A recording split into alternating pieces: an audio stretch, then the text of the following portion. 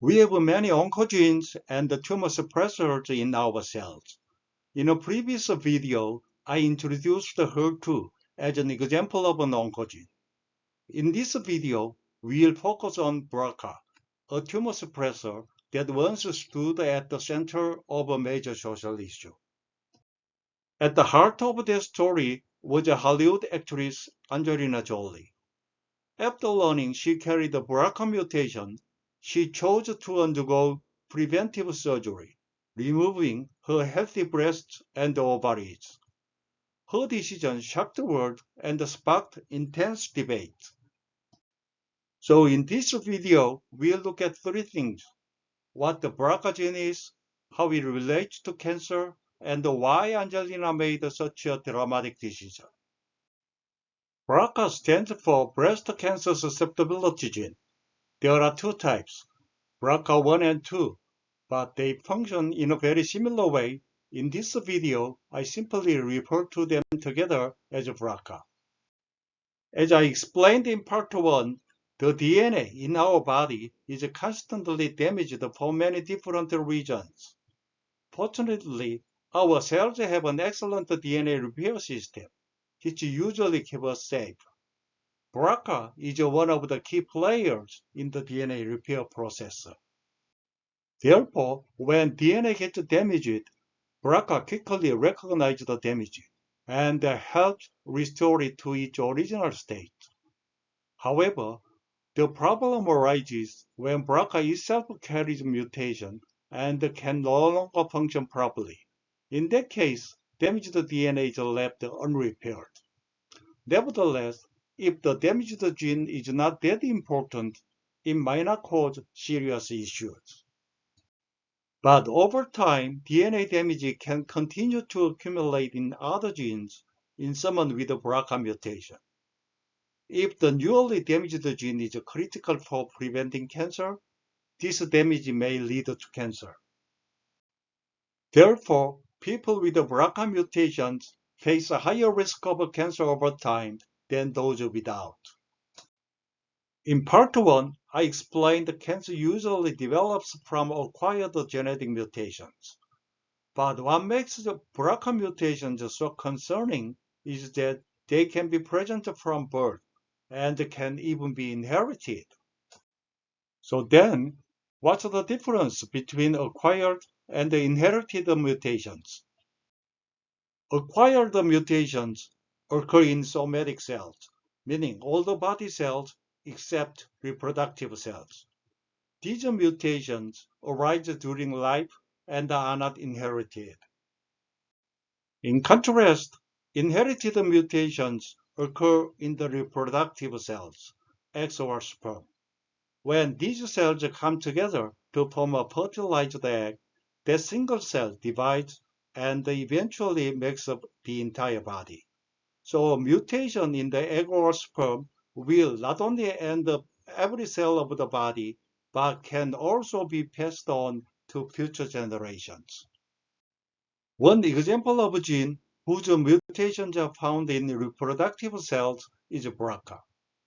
Then, when does cancer develop in a person with an inherited BRCA mutation? To answer this, let's first look at chromosomes. Genes or DNA are stored in the nucleus as chromosomes, which always come in pairs.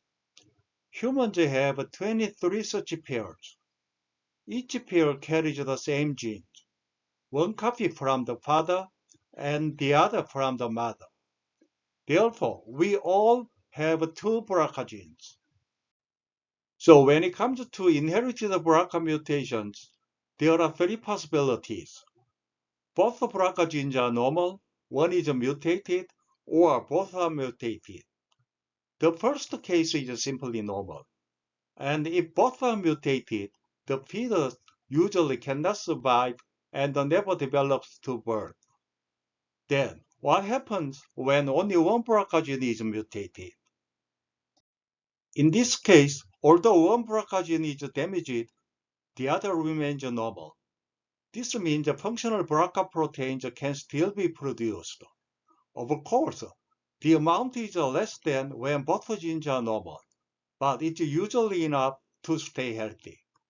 Then is there really no difference between these two cases? Not at all. The difference between them is huge. The problem is BRCA can also acquire mutations during life. For someone with two normal BRCA genes, even if one mutation occurs, the other still works, so they can remain healthy. But if a mutation later occurs in the remaining gene as well, the complete loss of a BRCA function can lead to cancer. In other words, for cancer to develop in a person without inherited BRCA mutations, two separate mutations in BRCA must occur over time. On the other hand, for someone born with a one mutated BRCA gene, just one more mutation is enough to cause cancer. This is why people with inherited BRCA mutations not only have a higher risk of cancer, but also tend to develop it earlier. So what kinds of cancer are people with inherited BRCA mutations more likely to develop? In women, BRCA mutations are strongly linked to breast and ovarian cancer. Women with the BRCA mutations face a lifetime risk of about 87% for breast cancer and 44% for ovarian cancer.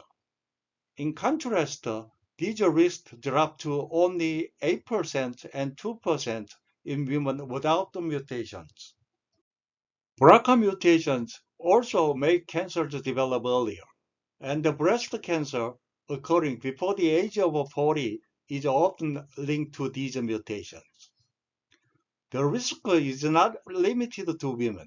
Men with BRCA mutations have an increased risk of prostate and pancreatic cancer, and although rare, can also develop breast cancer. Now, let's return to the case of Angelina Jolie, once dominated the headlines around the world. Looking at her maternal family history is truly tragic. Angelina's grandma had two daughters, Angelina's mother and her aunt, and all three of them passed away from either breast or ovarian cancer. Back in her grandma's time, genetic testing was not available, but both her mother and the aunt were found to carry a BRCA1 mutation. So in 2013, at the age of 37, Angelina underwent genetic testing herself. The results were shocking. She carried an inherited BRCA1 mutation with an estimated lifetime risk of 87% for breast cancer and 50% for ovarian cancer. After carefully reflecting on her family history and these results, Angelina made a bold decision. In 2013, she underwent preventive surgery to remove her breasts before cancer ever developed. And 2 years later, she had her ovaries and fallopian tubes removed as well. The social impact of Angelina's decision was enormous. The phenomenon, often called Angelina effect, drew worldwide media attention, even making the cover of Time magazine. At the heart of the debate was preventive surgery. Was it truly the right choice to remove organs at high risk before cancer actually develops?